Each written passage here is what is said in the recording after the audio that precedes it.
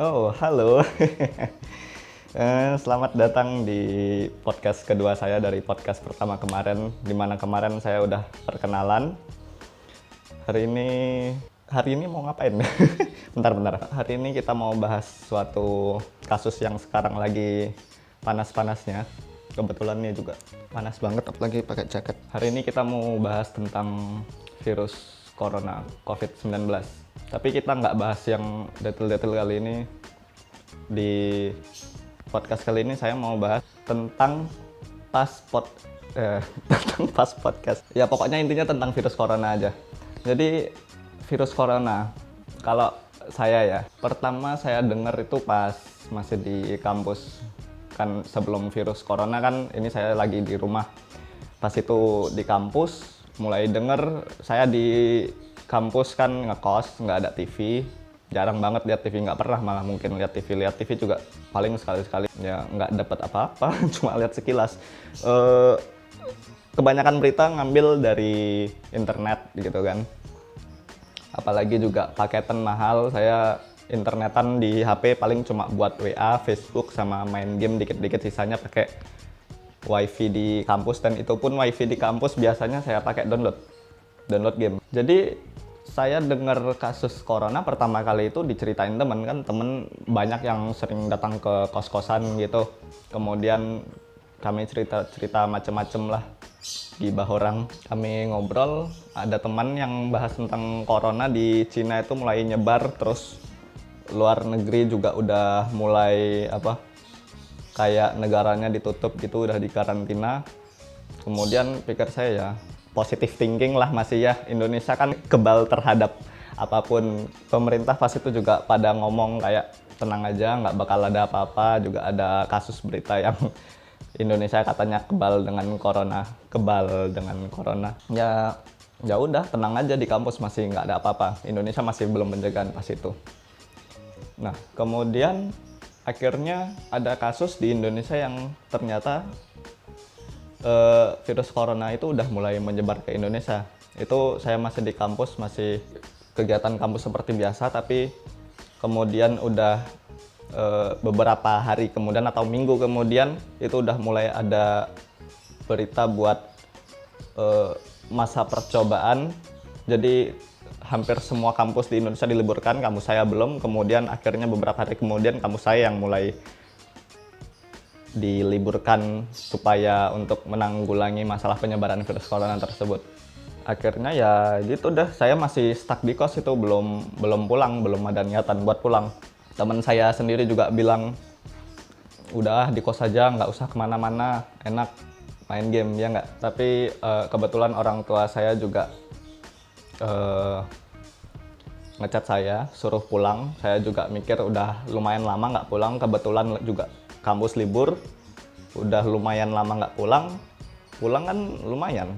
Akhirnya teman yang bilang suruh stay di kos itu saya ngalih kos. Kemudian saya langsung siap-siap buat pulang. Saya pulang cuma masukin baju seadanya, alat, laptop, HP gitu.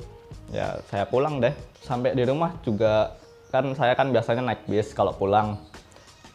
Itu kemudian setelah naik bis, saya neruskan pulang ke rumah, ke rumah ini, itu naik Gojek. Kebetulan selama perjalanan si Pak Gojeknya ini baik banget. Sering ya, saya kan kalau misalnya diajak ngomong, monggo diajak ngomong. Kalau misalnya diem aja juga nggak masalah saya. Nah kebetulan si bapak ini doyan cerita.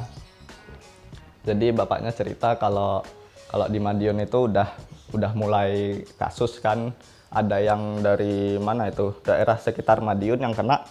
Kemudian walah, fotonya jatuh. Iya. Aduh.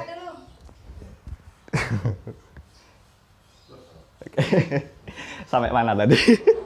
Oh iya. Jadi si bapak ini cerita, bapak yang Gojek tadi cerita kalau di daerah sekitar Madiun juga udah mulai penyebaran virus corona. Ada yang kena, kemudian si istrinya ini kebetulan diobatin di wilayah rumah sakit di rumah saya ini di Madiun.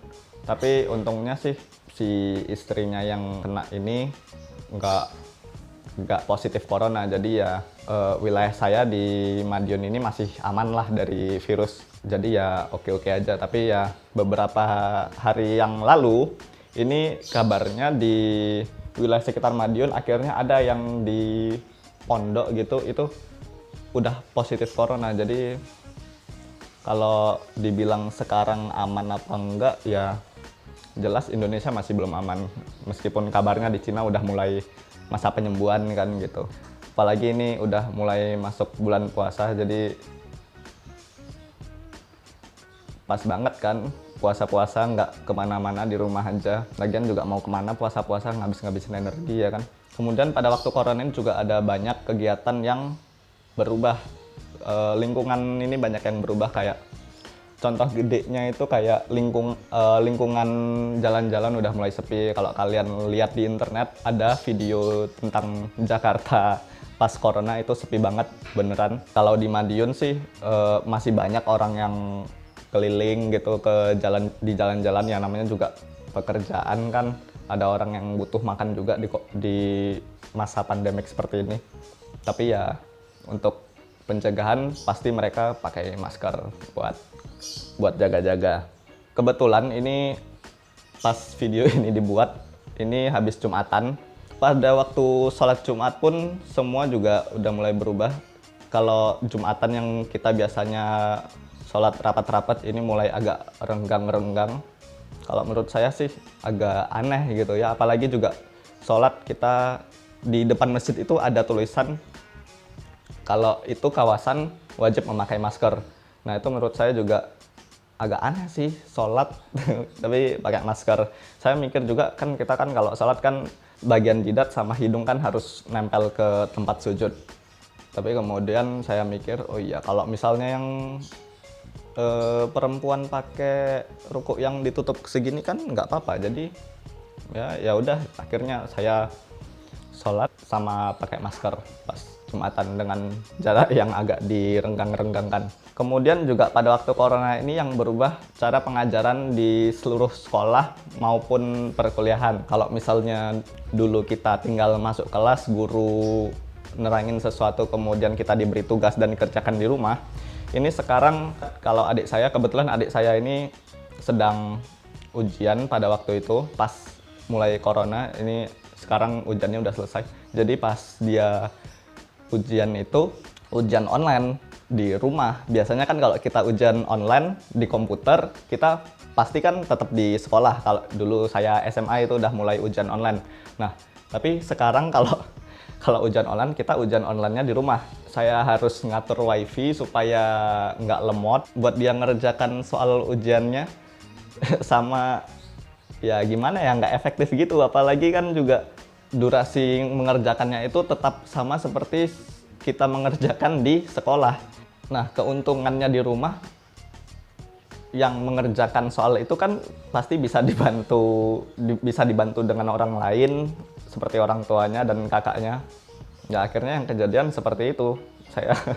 Saya membantu adik saya buat mengerjakan. Ya nggak tahu, kalau semua orang nggak tahu ya, pasti mau nggak mau ya gitu sih. Ya gimana dong, dikasih kemudahan nggak dipakai kan percuma gitu. Jadi kalau misalnya kalian mengerjakan soal ujian dan itu kalian mengerjakannya jujur, jempol buat kalian semua. Jangan tiru adik saya, jangan. Dan apalagi buat remaja-remaja pecinta rebahan, mungkin kalau buat corona ini bagaikan masa-masa yang agak menyenangkan buat dilakukannya, karena kita tugas kuliah itu agak ringan. Kemudian kita juga nggak diharuskan buat datang ke kampus, kemudian balik lagi ke kos, datang ke kampus, balik lagi ke pos buat yang kupu-kupu. Kalau misalnya buat yang pekerjaannya kuliah, kemudian tugas lain di organisasi, itu ya sangat disayangkan kalau di corona kita nggak bisa kemana-mana, apalagi ke kampus buat ngeorganisasi, buat kegiatan organisasi, karena kita nggak boleh kumpul-kumpul. Tapi kalau buat rebahan ya agak enak sih. Tugas kuliah kita agak diringankan, tapi ada juga beberapa tugas kuliah yang malah diberatkan karena kita diberi kemudahan untuk mengerjakan itu di rumah. Jadi kalau biasanya kita mengerjakan di kampus, kita diberi materi, kemudian kita diharuskan mengerjakannya langsung di kampus, kan kadang ada yang agak keberatan gitu soalnya soalnya durasinya cuma dikit. Kalau misalnya masa corona seperti ini, kita bisa mengerjakannya kapanpun kita mau. Apalagi yang suka nunda-nunda pekerjaan, itu bahkan nggak sembuh-sembuh penyakitnya. Contohnya seperti saya yang mengerjakan mungkin H-3, H-2, H-1. Ya, tapi apapun yang terjadi penting tugasnya dikerjakan lah. Boro-boro dapat nilai kan daripada nggak dapat apa-apa. Banyak yang berubah sebenarnya di masa corona ini ya. Kita doakan saja semoga pandemi corona ini bisa cepat berakhir, kemudian kita bisa beraktivitas seperti sedia kala. Oke, cukup di sini saja podcast kedua saya, lanjutan dari perkenalan kemarin. Jika ada kurangnya mohon maaf. Stay home, stay safe. Bye.